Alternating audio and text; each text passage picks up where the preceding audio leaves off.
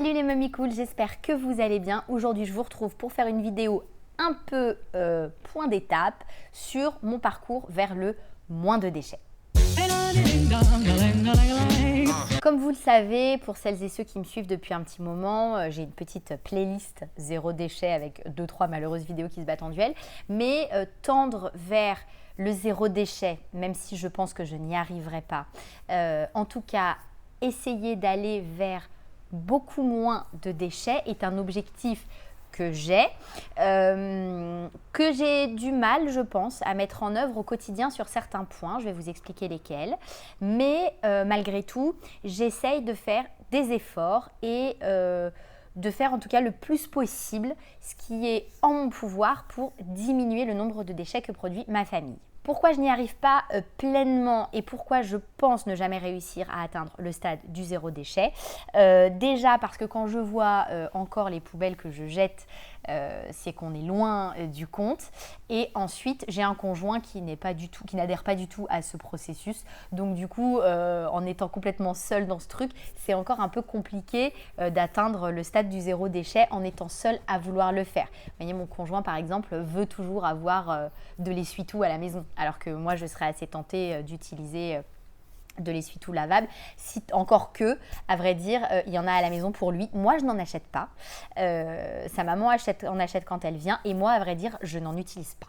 Je me suis forcée pendant un temps et je me suis rendu compte que j'arrivais tout à fait à ne plus m'en servir. Donc, vous voyez, par exemple, ce sont des petits détails comme ça. Donc, même si on en achète encore et on en consomme encore, je pense qu'on en consomme moins, étant donné que c'est moi qui suis plus à la maison et que je n'en utilise pas. Je pense que pour être plus précis et pour ne rien oublier, je vais fonctionner par post pour voir avec vous les progrès que j'ai pu faire sur le zéro déchet. La première étape dans ce process pour moi, ça avait été la salle de bain parce que je trouvais que c'est là où j'en avais vraiment beaucoup et où c'était vraiment n'importe quoi. Et je pense avoir fait de gros progrès, c'est-à-dire que je n'utilise plus du tout de gel douche. C'est uniquement des savons solides.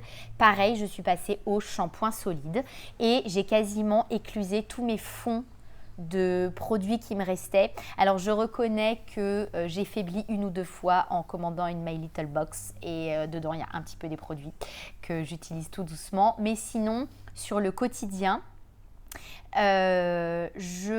pour mes soins, donc je vous ai dit shampoing, savon solide. Pour ce qui est de mes produits, je m'hydrate le visage avec une huile que j'achète qui est produite en Guadeloupe, donc juste à côté. Je me lave le visage avec mon savon. Je m'hydrate plus du tout la peau du corps. Et je me rends compte qu'au final, c'est pas nécessaire. Si j'ai l'air d'avoir pleuré toutes les larmes de mon corps, ne soyez pas étonnés, je viens d'avoir une quinte de toux horrible. Donc, après avoir repris mes esprits de l'eau du miel, me revoilà. Je vous parlais donc de mes progrès dans ma salle de bain. Je vous disais que je n'utilisais plus du tout de baume à lèvres. Et en partie aussi parce que je fais mon dentifrice. Il y a beaucoup de produits que j'essaye d'acheter le plus naturel possible. Donc le savon, le shampoing, les huiles que j'utilise aussi, des eaux florales que j'achète dans des flacons en verre qui sont recyclables et tout ça. Je sens que cette vidéo va être compliquée. Et donc je fais mon dentifrice à base d'huile de coco. Donc c'est très hydratant et ça me suffit largement pour hydrater mes lèvres. Je fais également mon dentifrice, je viens de vous le dire. Je fais également mon déodorant avec de la cire d'abeille, etc. Je pense que j'essaierai de vous faire des petites vidéos isolées avec mes recettes de produits que je n'ai pas inventées. Ce sont des recettes que j'ai trouvées et que j'utilise telles quelles. Parmi les autres produits, et au final j'utilise, je suis en train de passer en revue mon panier de soins. J'utilise très peu de trucs au final. Ma brosse à dents, je l'achète en plastique recyclé. J'ai essayé les brosses à dents en bambou, je les trouve très grosses dans la bouche, c'est pas très agréable.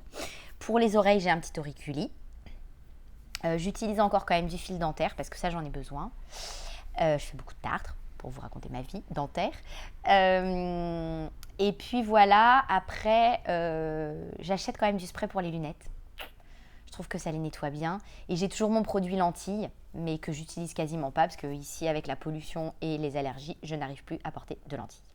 Pour mes enfants, pour Hugo, je lui fais son eau micellaire. c'est vraiment hyper facile. Et en revanche, je leur achète toujours du savon pour bébé. Je leur achète maintenant le Chlorane Bio, que j'aime bien. C'est vrai que j'aime bien l'odeur du Chlorane, c'est quand même sympa. Mais c'est tout. Je leur mets, comme ils n'ont pas de produits de soins au final, les enfants, je leur hydrate le corps le soir après le bain avec de l'huile de carapa, qui est un produit naturel qui est vendu dans des bouteilles en verre que ma belle-mère me ramène de Guyane. Donc voilà, l'huile de carapa, c'est très hydratant et en même temps très cicatrisant et en même temps parasitaire, anti hémato, tous les insectes qui piquent en fait, c'est un répulsif pour les moustiques, les puces, tout ça. Donc ça les hydrate et en même temps ça les protège. En revanche, je ne suis pas passée au mouchoir lavable et j'utilise toujours du papier toilette classique. Ça, c'est des trucs sur lesquels j'ai encore un petit peu de mal à revenir. Concernant les produits d'entretien, là aussi, je trouve que j'ai fait beaucoup de progrès. À la maison, on utilise principalement 3 choses: vinaigre blanc ou vinaigre ménager, savon noir et bicarbonate de soude en associant plus ou moins différemment. On nettoie globalement tout. Jusqu'à présent, j'ai acheté encore du liquide vaisselle, mais là, j'ai décidé de passer définitivement au savon de Marseille. J'ai acheté une bonne brosse en bois à tête interchangeable, etc. Donc je pense qu'on va finir le liquide vaisselle qu'on a et on passera au savon de Marseille qui, honnêtement, nettoie vraiment super bien. Là, récemment, je me suis surprise à ne pas réussir à dégraisser un plat et je l'ai fait au savon de Marseille et ça a été hyper efficace. Donc voilà. Il y a juste 2 choses pas très recommandables qu'on utilise encore. C'est la javel, parce que c'est vrai qu'en climat tropical, nous, on a des carreaux dans les salles de bain qui sont avec du joint de ciment. Et j'ai essayé toutes les techniques zéro déchet.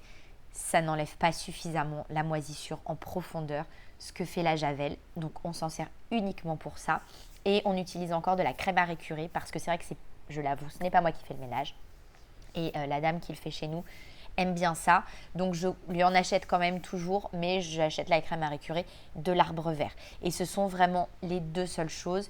Pour le lave-vaisselle, on utilise des tablettes écolo. Voilà. Donc globalement, pour le ménage, en tout cas pour l'entretien des personnes et l'entretien de la maison, on est pas mal. Après, là où je suis encore très mauvaise, c'est sur les courses. Même si je fais quand même des efforts, j'ai fait mes sachets pour les fruits et légumes. Donc maintenant, quand je fais les courses, je ne prends plus les espèces de petits sachets en maïs, là, quoi que ce soit. J'ai évidemment mes cabas, etc. pour faire mes courses. Depuis peu, j'en avais parlé sur mes réseaux sociaux, l'enseigne Carrefour, qui est juste à côté de chez moi, propose de venir acheter les produits à la découpe, donc poisson, charcuterie, fromagerie, en apportant nos contenants. Donc maintenant, je vais acheter mon jambon, mes saucisses, mes trucs comme ça, avec mes boîtes. Donc ça, c'est cool. Mais en dehors de ça, je me rends compte que quand je fais les courses, on produit toujours énormément de déchets. Alors j'essaie de faire attention à ce que j'achète, c'est-à-dire que les conserves, je les prends plus volontiers en verre parce que je réutilise les bocaux, ou alors je sais que le verre va être recyclable. Ce genre de choses, mais on continue à consommer des yaourts. J'avoue, j'essaye de faire des yaourts moi-même, mais j'ai pas toujours le temps. En fait, pourquoi j'arrive pas à progresser sur les courses de bouffe? J'ai pas forcément le temps de cuisiner tous les jours et de tout faire moi-même. Moi, j'adorerais faire mon pain, faire mes gâteaux, faire tous mes plats, etc. Mais honnêtement, j'arrive pas. En Martinique, ça reste encore compliqué. Ce serait très long si j'allais faire le tour des producteurs, etc. Je pourrais effectivement aller au marché, mais c'est vrai que pareil, c'est toujours un manque de temps.